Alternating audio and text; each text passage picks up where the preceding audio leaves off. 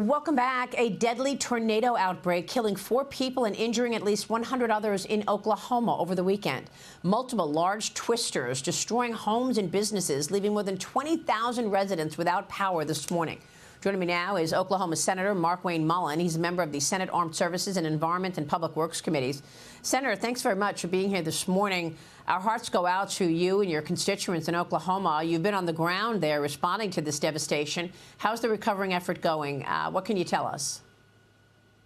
Well, what we refer to this, Maria, is that this is Oklahoma standard, where we all come together as a community and family. This hit rural Oklahoma, which means it touched almost everybody. Yesterday, when I was down on the ground, we were in Holdenville, and right before I landed, I was told that one of the infants that was killed was actually the niece to my Veteran Affairs caseworker, who's been working for me for 12 years. And so it all hits family. When you look at Sulphur, which is what your pictures are showing right now, that's downtown Sulphur. That took out the entire town, which employs literally hundreds of people down there. One of the main employer, which is a manufacturing company, completely lost their business.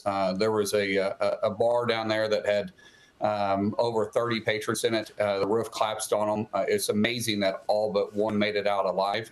It's just absolutely heartbreaking. This will take, for Sulphur, like I said, the community you're showing right there, it'll take years if they ever totally recover from that.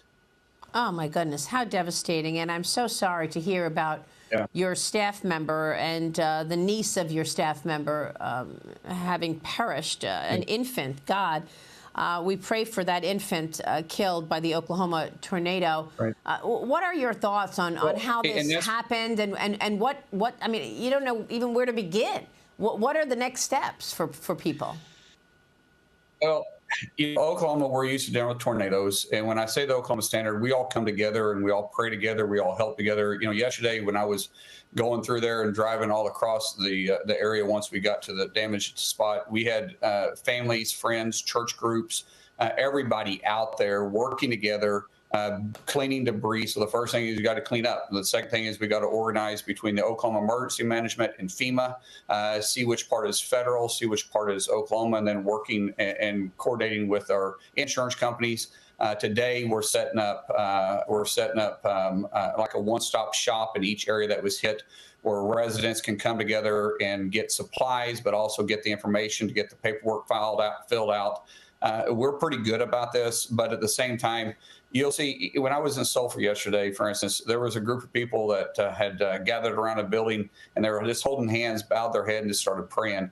And it blesses your heart because you're excited that you're from Oklahoma. You hate to see this, but I wouldn't want to be any other place when a disaster like this happens, because not only do we work hard, not only do we help our friends and help our neighbors, but we sit and we pray and we believe in the Lord that can help us through this. Well, thank God that you have that togetherness, but we are all praying for the community. It's really devastating here. Senator, thank you for giving us that color, and we send you and the people of Oklahoma prayers, for sure. We're praying to God. Thank you. I want to get your take on the other issues of the day. President Biden spoke with Israeli Prime Minister Benjamin Netanyahu yesterday. He reportedly doubled down on his so-called stance that it's ironclad, but he also doubled down on the stance that Israel should not enter Rafah out of concern for the roughly 1 million Gazans sheltering there. Egypt is offering a truce proposal between Israel and Hamas, including a 3-week ceasefire and the exchange of some Israeli hostages for Palestinian prisoners. So now, in order to get the hostages out, we have to release Palestinian prisoners. According to this plan. Secretary of State Anthony Blinken beginning a diplomatic tour of the Middle East today. He'll be in Saudi Arabia before moving on to Israel and Jordan. Senator, what can be done here in terms of this situation? And President Biden says he's got ironclad support for Israel, and yet he's telling him not to go into Rafah, even though we know that that's where the Hamas terrorists are, Rafah. Ironclad support was the way Israel supported us after 9/11. No one told us how to fight the terrorist organizations that came after us. And Hamas is a terrorist organization. They're using the Palestinian people that live in Gaza, that voted Hamas as the governing body of Gaza. They use them as human shields. And what people need to be understanding, the only group that can quit the fight, that can stop fighting right now, that can save the lives of the Palestinians in Rafah, would be Hamas. If fighting wanted to stop, Hamas, all they have to do is lay down their arms. No one, Maria, no one would believe that if IDF, if the Israel were to lay down their arms, that Hamas would quit attacking them. Although we all know that if Hamas would just quit, surrender, and give themselves up, the fighting would stop literally within minutes. So if we're going to try to save the lives of those in Rafah, then they need to be putting pressure on Hamas to lay down their arms and quit fighting. But that's not what a terrorist organization does. They're willing to destroy everybody and everything around them for whatever their idea is that they're trying to get accomplished. And so it's ridiculous that our president of the United States would be putting pressure on Israel at this time of need to do anything but annihilate the individuals that attacked them on October 7th. Right. And even as he does that, he doesn't even speak about the hostages being released. Put pressure on Hamas to release the hostages.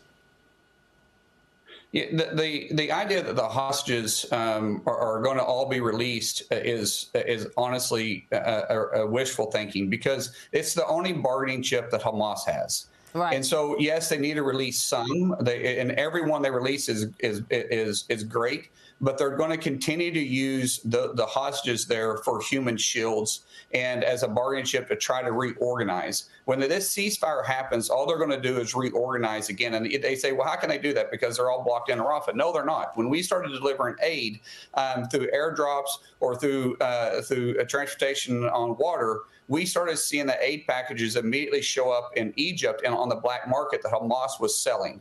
So they have ways to get reorganized and get resupplied, and that's all that's going to take place during the ceasefire, where they negotiate back and forth on some hostages, but they're actually wanting the time. All they're trying to do, all Hamas is trying to do through the ceasefire, is just get time. Yep, makes a lot of sense. Senator, it's great to get your insights on all of that. Thanks very much for being here.